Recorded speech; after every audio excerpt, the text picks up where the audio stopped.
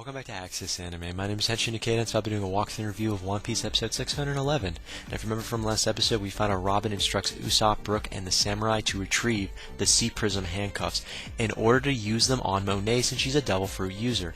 It makes sense, but I'm wondering where they're going to get the handcuffs from. And technically, Brook can't touch them since he is in fact a Devil Fruit user. Just putting that out there, so it's all on the samurai and Usopp's shoulders to help out Robin since, well, Brook is a Devil Fruit user, so he can't do shit. Just putting that out there. But moving on past that, we're taking to a little cutscene with Law, and Law doesn't get his comeback. I know, I was pissed off. Law does not get his little comeback, but we do get to see Virgo and Smoker pair off, so maybe that was the highlight that we got to see. Now moving along to Caesar Clown. Caesar Clown's plan was to close off Building C and Building D in order to get everyone in one location right underneath him in the R building. It makes sense, but you know it's going to backfire in his face, but that's the joy. We get to watch him fuck up. Huh? Hey, that's incentive to keep watching, right? That's enough incentive for me not to stop watching, just so I can see Caesar Clown fail. Anyways, moving on past that, toward the end of the episode, we enter another pointless flashback. No, I'm just kidding. It's not pointless. We get to see how Caesar Clown destroyed Punk Hazard in the past. Yeah, the truth is finally revealed. And again, that's where the episode ends. And all my final thought rating and in the clip, so stay tuned. But let's dive right on in.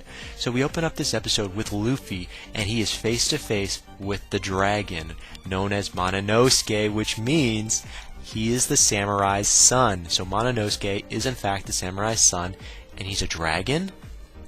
Wait a minute. I thought Mononosuke was like a samurai, not a dragon. I'm kind of curious. So we enter this little flashback on how Mononosuke wound up on Punk Hazard. Apparently, Mononosuke stowed away on a ship which had all these kidnapped kids on it, and it was bound for Punk Hazard, of course. So he wasn't captured or kidnapped in this case. He stowed away, where he befriended one of the kids, of course. So it kind of makes sense. Now, we are still in this flashback, of course, so moving on past that, we're taking to a little cutscene in this flashback with Mononosuke, where he is located in a random room. It's like a top-secret special room on Punk Hazard, where he is eating a devil fruit. Now it's starting to make sense. So he, in fact, ate a devil fruit, but not just any devil fruit, a man-made devil fruit by Dr. V. Wow, now the guards were talking in the background, and they basically talk amongst themselves, and you hear the words, "I thought the devil fruit was a failure," or "the devil fruit that Dr. V created was marked as a failure." So if, in fact, that devil fruit, which was man-made, was a failure, how did it work on Mononosuke?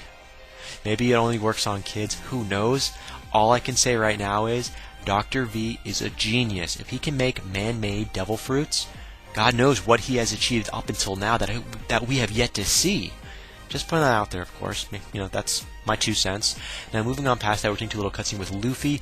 Now, Luffy tells Mononosuke, you know, you can turn back into a human. I mean, you're a Zohan user. A Zohan user is, of course, a Devil Fruit user, which turns into, you know, a mythical creature. Now, I believe we've seen a dinosaur. We've seen a couple other creatures. We've seen the phoenix, you know. So, of course, he tells Mononosuke, you know, you can turn back into a human. But, you know what, at this point in time, I don't think Mononosuke knows how to turn back into a human. I think he's kind of in the black and white area where it's like, okay, I'm a monster, I'm hungry, I'm a monster, I'm hungry. I don't think he hasn't given any thought that he can, in fact, turn back into a human, but we still don't know if he can or not, so we'll put that on the back burner. Moving on. Now, we are taking to a little cutscene with Mononosuke. Now, we're in a flashback. Now, apparently, in this flashback with Mononosuke, he overhears Caesar Clown and Caesar Clown's plans about how these kids which he has kidnapped will die in 5 years. So all of these kids that Caesar Clown had kidnapped and had been feeding like this poisonous candy to, they're going to die in 5 years if they continually keep eating this candy. And now Mononosuke knows the truth, and he is in fact telling Luffy this, of course. That's kind of scary. These kids are going to die in 5 years? What kind of experiment is that if they're going to die? I know they're guinea pigs, but even scientists have a little pride in their guinea pigs. I mean, 5 years? That's like just when they hit maturity of an adult, they're dead. It's kind of scary if you think about it. Now, Luffy he actually tells Mononosuke, I plan on helping you. So Luffy is bent on trying to help Mononosuke, save the kids, hopefully help Mononosuke see his father and transform back into a human. But all I can say is we get to see Luffy's serious face, where he gets all serious. And this is what I like to see. This is what I love to see. Because he's not being an asshole, he's not being funny. This is Luffy being serious. You know, you see a little blackness in his eyes go down, hat tipped. He's serious. I don't know how more serious he could be. But moving on past that, we're taking a little cutscene with Mononosuke, and out of nowhere, Mononosuke is about to pass out, and then he goes psycho on Luffy. For no reason. Mumbling random shit, what have you, but Mononosuke is not himself. He's running around rampant and he's flying. Now, technically, if you're paying attention, Mononosuke is not flying. He's gliding on clouds that are coming out of his mouth. I thought that was kind of funny, definitely worth mentioning. And Luffy doesn't know what's really going on, but he takes advantage about what's going on and kind of jumps on Mononosuke's back. And they're kind of gliding, or flying in this case, up until the first floor. So at least they're going somewhere. Although it's kind of questionable what the hell is going on with Mononosuke. Is he still Mononosuke, or is his dragon-like persona kicking in? We have no idea. He's just losing it, but Luffy is hanging on for the ride. At least he's going somewhere, right? Now moving on past that, we're back in the present. B building, yeah, with Brook, Usopp, and the samurai, which is Mononosuke's father, of course, and they're looking for the Sea Stone Prism handcuffs, and as well as the samurai's son. That's what they're also looking for. So there's no real change. So I don't even know why we actually get to see that little cutscene, because it went nowhere. So we get to see Brook, who the hell cares? So we get to see Usopp, who the hell cares? And we see the samurai, who the hell cares? It's just an update on their progress on locating, the handcuffs. As well as I keep on pronouncing his name right, but you know what? This is the samurai's son, of course. But again, it was a pointless little cutscene. But moving on past that, we enter the D building, which is in the SAD manufacturing room with Smoker and Virgo. The build-up. Love the sarcasm. I'm going to keep going. But anyways, good to see Smoker versus Virgo again. But it's a short, intense battle, in my opinion, and Smoker is looking good. Smoker looks like he's the clear-cut winner, in my opinion. I mean, he's doing an amazing job. Virgo's just taking it like a little bitch. He's not doing anything. It's like Virgo can't really do anything. Or maybe he's laying out a trap, or a foundation for a trap. Who knows? All I can tell you is Virgo is losing, and I'm liking it. I'm actually liking it. I was hoping Virgo was going to kick Smoker's ass, because Smoker's always fucking smug. No one ever beats the shit out of Smoker. You know what?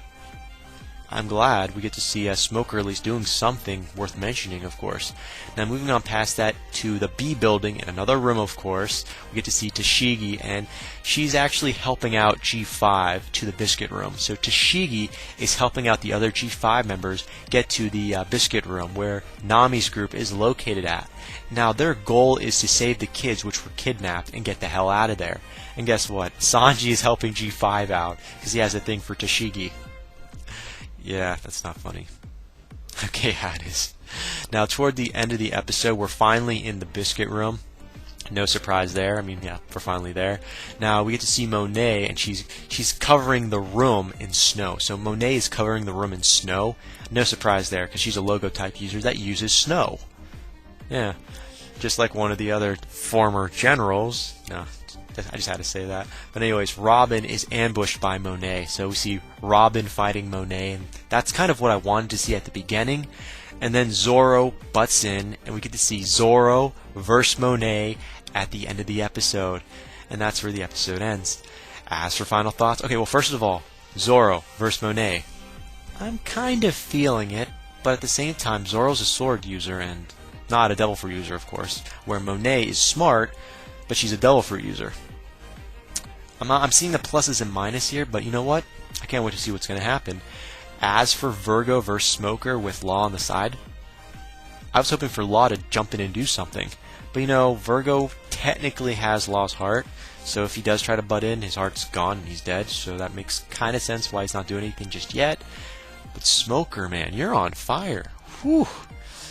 And I'll throw in one more final thought. Caesar Clown, what the hell, man? You're fucking yourself over with this plan. You're gonna have everyone in one location where they wanna be, and then you're gonna try poisoning them with Smiley, that gas. It sounds a little too much to be good, I'm just saying. Everything has a downside. The downside is you actually have everyone going to where they actually want to go. They want to be in the R room because that's the only way to get the hell out, because the harbor is located there, or at least through that room.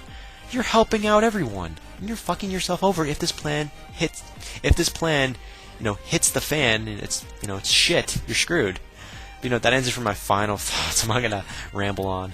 As for my rating, 2.5 out of 5. I'm giving this a 2.5 out of 5 because we get to see Smoker versus Virgo, definitely.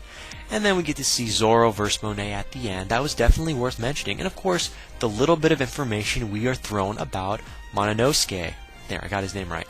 Mononosuke. Yeah, his identity has been verified. He is the samurai's son. There you go. Final rating, 2.5 out of 5. And that ends it for my walkthrough review of One Piece episode 611. Definitely comment down below. Let me know. Thumbs up, thumbs down. Definitely subscribe. Check me out on Twitter and follow me if you like. Let me know what you thought of this episode, and let me know what you think's going to happen in the next episode that's coming out. But again, guys, that is it for now. I got to hit the brakes and I got to go. And before I go, I got to say it, and I always say it. You can't stop the access, but you can watch the feed. I'll see you later, guys.